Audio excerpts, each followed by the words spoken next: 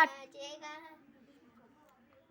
हीच आमची प्रार्थना आणि हेच आमचे मागले माणसाने माणसाशी माणसा सम वागले हीच आमची प्रार्थना आणि हेच आमचे मागले माणसाने माणसाशी माणसा सम वागले हीच जाती क्रांत भाषा स्वेच्छ सारे संपू दे एक निशा एक दाशा एक आशा एक रंगी रंगू दे अन्न पुन्हा वसरू बनावर शुद्धतेचे चांगले